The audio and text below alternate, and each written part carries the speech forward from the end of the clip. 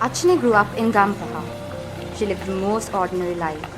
She went to school, tuition classes, played netball. She was happy.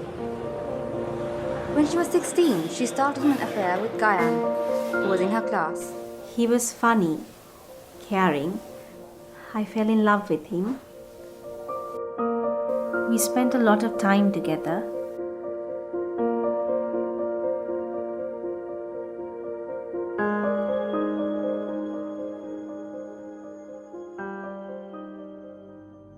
Achini started going back to school for A levels, and when she just turned 17, she became pregnant.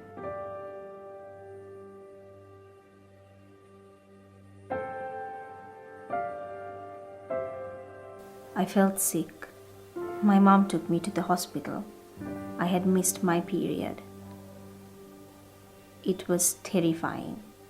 I called Gayan first thing when I got home. I was really scared and confused. I didn't know what to do. Her family was confused too. Her aunt suggested getting an abortion. In Sri Lanka, abortion is restricted except when the mother's life is in danger. But my mom said we shouldn't because it is restricted and it is not safe. Achini stopped going to school, but Gayan continued to go to school. Some of Gayan's friends knew about Achini, and so did a few teachers. A friend called me and told me that the school knows. I couldn't face them anymore. I wanted to die. Achini's parents were called from school. When her mother went to the school, the principal asked to take her out of the school. Her mother's plea to allow the child to come back to school after the delivery to do A levels was refused. Achini's parents were ashamed. They sent her away to her uncle Ajit in Gaul. Ajit was Achini's mother's youngest brother.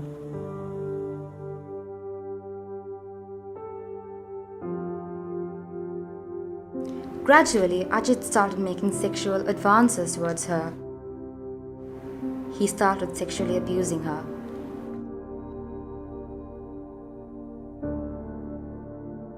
He said I had nothing to lose. He said my character was already scarred. She did not know it was not her fault.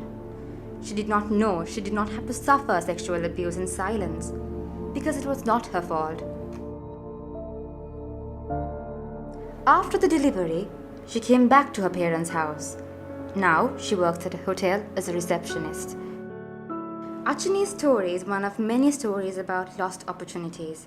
If there were correct interventions, her story could have been different.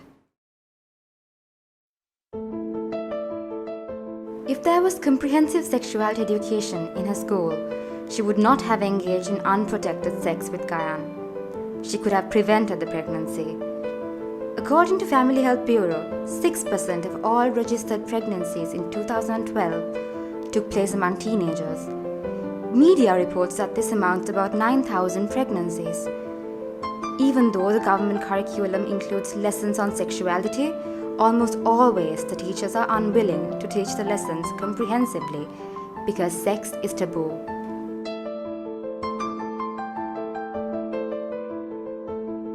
Though abortion is restricted in Sri Lanka, medical researchers and media reports show that around 700 to 1,000 underground abortions take place daily. These take place in unhygienic and unsafe conditions. If Achini was in a country where abortion laws were different, she could have continued schooling. If there was a student-friendly policy that prevented the school pressurizing Achini's parents to remove her from school, she could have had better education and a chance at a better job and a better standard of living.